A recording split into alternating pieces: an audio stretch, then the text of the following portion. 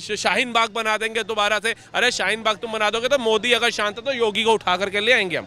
आपको गुरुकुल बंद करके मदरसे दिए, क्यों? मुसलमान पढ़ना चाहिए। मुसलमान पढ़ा तो नहीं, लेकिन लद्दाख में बिल्डिंग उड़ाने पहुंच गया।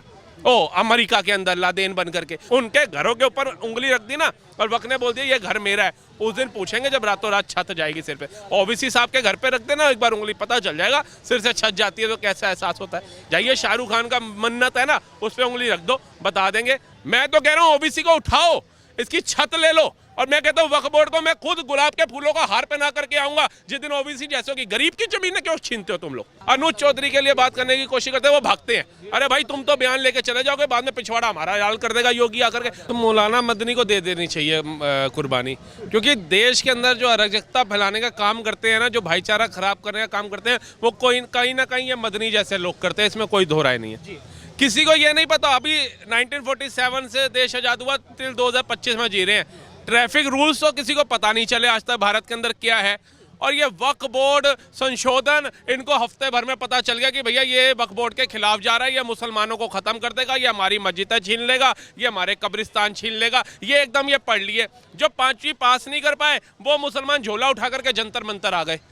अरे पहले पढ़ो तो सही, वो संशोधन किसके लिए किया जा रहा है? जो तुम भाईचारे की बात करते हो, तुम्हारे उन्हीं भाइयों के लिए किया जा रहा है जिसकी जबरन जमीन है वक्फ बोर्ड छीन रहा था, जिनके ऊपर हाथ रख के कह रहा था ये जमीन मेरी है। और 10-10 मुल्ला साहब बैठे थे वहां पर, और फैसला देने वाले भी मुल्ला जी, सुनने वाले भी मुल्ला जी, हियरिंग पे जाने वाले भी मुल्ला जी, बस दरखास्त लगाने वाला जो व्यक्ति होता था वो हिंदू होता था। अगर उसके अंदर एक संशोधन करके ये डाली जा रही है कि अगर वक्त के पास पेपर्स हैं, वक्त के पास सबूत हैं, तो वो उसके ऊपर दावा डाल सकता है, नहीं तो नहीं डाल सकता। अभी तक वो क्या कर रहा था कि पार्लियामेंट हाउस मेरा है, अंबानी का घर मेरा है, महाकुंभ जहां हो रहा है प्रयागराज वो जमीन मेरी है, high court Allahabad high court मेरा है। अब बताइए जब हमारे देश के अंदर हाई कोर्ट सुरक्षित नहीं है तो जनता कहां जाएगी गुहार लगाने के लिए? बताइए।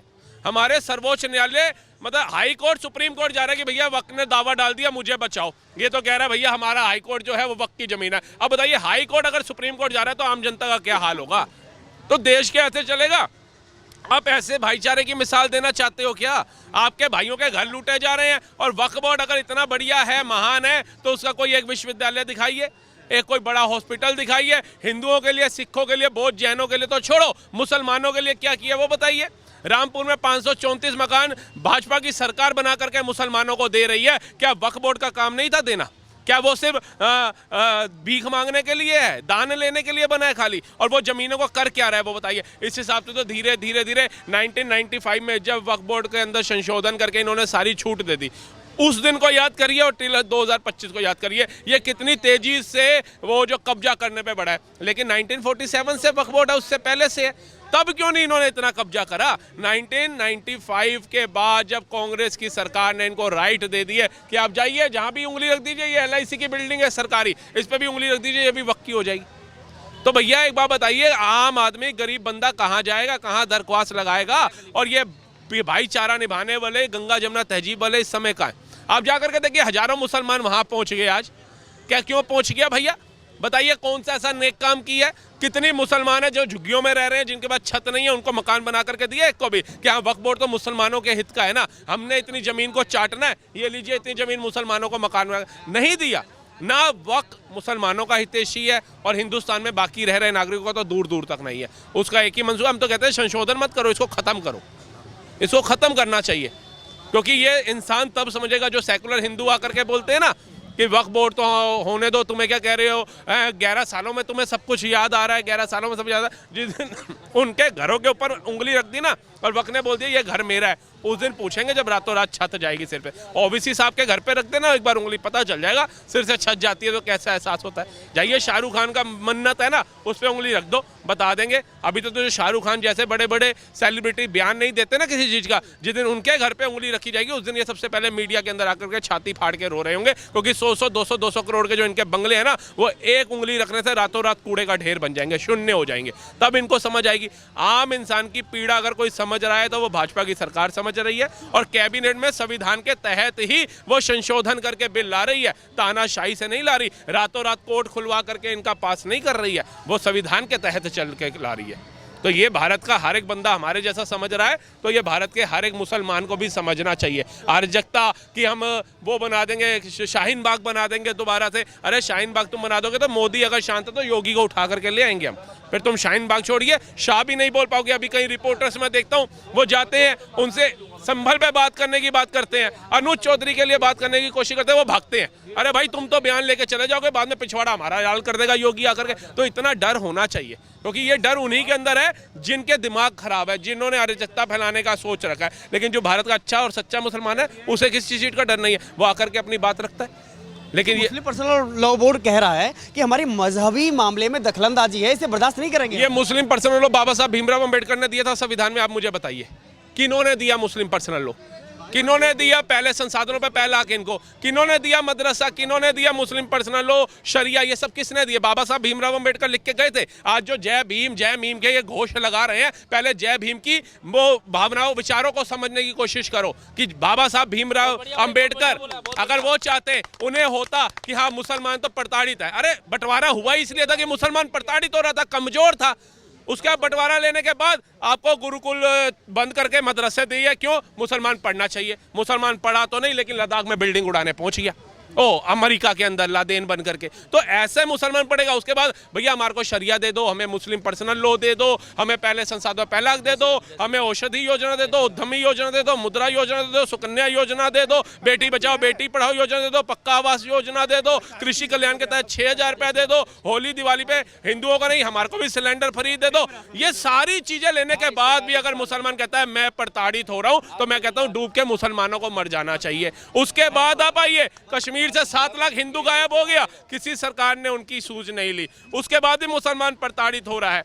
उसके बाद 534 मकान ले लिया, तब भी मुसलमान प्रताड़ित हो रहा है। आप बताइए मुसलमान खुश हुआ कब है? 1947 में देश लेने के बाद और ये सारी सुविधाएं लेने के बाद भी अगर मुसलमान प्रताड़ित है। पूरे भारत में कहीं भी भ्रमण कर लीजिए आप, कोई एक क्षेत्र बता दीजिए, कोई एक ऐसा राज्य जहां मुसलमान बोर्ड लगा करके बैठे हो ये घर बिकाऊ है, हम हिंदुओं से प्रताड़ित कर रखा है, हमें भाजपा की सरकार ने प्रताड़ित कर रखा है। कोई एक जगह नहीं होगी। लेकिन दिल्ली में जीता जाता एग्जाम्पल है ब्रह्मपुरी, जहां 13 नंबर में मस्जिद है, 12 नंबर में बनाई जा रही है मंदिर के सामने, और वो हिंदू परिवार अपने घर के बाहर बोर्ड लगा रहे हैं कि ये घर बिकाऊ है। इससे ज्यादा क्या होगा? हर जगह पे हिंदू ही पलायन कर रहा है।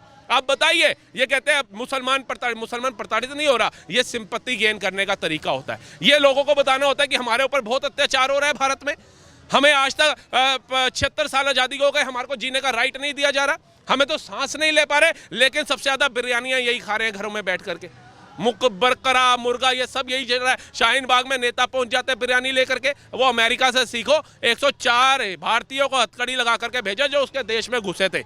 कोई हिंदू 28 लाख हिंदुओं ने वहां पर पुलाव नहीं बांटा, मटर पनीर नहीं बांटा, सड़कों पे नहीं आए, वहां की सरकारी संस्थाएं नहीं जलाई। उनका जो कल्प्रिट था वो जाना चाहिए बाहर। लेकिन भारत में अगर कल्प्रिटों को बाहर भगाने की बात होगी, म्यांमार बर्मा पे भगाने की बात होगी, बांग्लादेश होने की, तो शाहीन बाग बना दिया जाएगा, सरकारी संस्थाएं जला दी जाएंगी, बसें जला दी जाएंगी, ट्रैफिक जाम कर दिया जाएगा, और हमारे विपक्ष के नेता उनके लिए बिरयानी लेकर के जा रहे होंगे। वो देश हित की नहीं सोच सकते। इजराइल इतना सा देश होकर के ताकतवर क्यों है? क्योंकि जब उसके ऊपर कोई गलत करने आता है तो उसके साथ उसका विपक्ष खड़ा हो जाता है। अमेरिका 104 भारतीयों को भगाने में इसलिए सक्षम रहा क्योंकि उसका विपक्ष इसमें उसके साथ था। लेकिन भारत का विपक्ष अपनी कूटनीति के चक्कर में, अपनी तुष्टीकरण की राजनीति के चक्कर में भारत के अंदर दरारें बनाने का काम करता है। दीमक होता है ना, दीमक एक बार लकड़ी में लग जाए तो लकड़ी खत्म है, उसको बचा नहीं सकते आप। तो ये लोग जो है विपक्ष के नेता, चाहे मदनी हो चाहे मौलाना हो, ये जिस तरीके के बयान देते हैं ये देश में दीमक बनने का काम करते हैं, और देश को धीरे धीरे ये लोग खा जाएंगे अगर योगी आदित्यनाथ, नरेंद्र मोदी, अमित शाह तगड़े फैसले नहीं लेंगे। ओबीसी छाती पीट रहा है। मैं तो कह रहा हूँ ओबीसी को उठाओ, इसकी छत ले लो। और मैं कहता हूँ वक्फ बोर्ड को मैं खुद गुलाब के फूलों का हार पहना करके आऊंगा जिस दिन ओबीसी जैसों की गरीब की जमीन क्यों छीनते हो तुम लोग? जो गरीब अपने 200-300 की दिहाड़ी लेकर के बेचारा 2 वक्त की रोटी खा रहा है, उसके खेतों में जाते और कहते हो ये वक्त की जमीन है। किसने राइट दिया? वो गरीब है, कोर्ट नहीं जा सकता। वो अपना परिवार छोड़कर, चाहे बिहार रह रहा है चाहे यूपी रह रहा है, परिवार छोड़ के कभी महाराष्ट्र में नौकरी के लिए गया हुआ है, कोई हिमाचल गया हुआ है कमाने के लिए अपने बच्चों के भविष्य के लिए, लेकिन पीछे तो उसको फोन पे खबर आती है कि उसकी जमीन के वक्त ने दावा टोल दिया। तो सोचिए उस गरीब के ऊपर क्या बीतती होगी। आज अगर गरीबों का हित का सोच रहा है कोई, तो वो भाजपा की सरकार है। अगर गरीबों के हित के लिए कोई फैसला लिया जा रहा है तो वो भाजपा की सरकार में लिया जा रहा है। आज गरीब भी अगर अच्छे मकान का 2 BHK का सपना देख रहा है, जहां उसे बिजली की सुविधा, पानी की सुविधा, पाक की सुविधा, स्वच्छता की सुविधा, सारी सुविधाएं मुहैया कराई जा रही है, तो वो भाजपा की सरकार में कराई जा रही है। लेकिन कहीं ना कहीं विपक्ष के नेताओं को यह खल रहा है कि अगर मोदी ये सब कुछ करता जाएगा, 4 लेन, 8 लेन, 16 लेन की एक्सप्रेसवे बनवा रहा है, हर राज्य के अंदर एम्स बना रहा है, विश्वविद्यालय बना रहा है, IIT, IIM, IIIT बना करके खड़ी कर रहा है, ऐसे तो हमारा उद्धार होगा नहीं। और मेरे लाडले युवराज का जो सपना मैं देख रही हूं, इसको प्रधानमंत्री बनाने का, वो सपना सपना ही रह जाएगा। लेकिन गरीबों के लिए जो काम कर रहा है वो हमारे नेता है। एक आखिरी बात बोलता हूं, सपने नहीं हकीकत को बुनते हैं, इसलिए लोग भाजपा को चुनते हैं।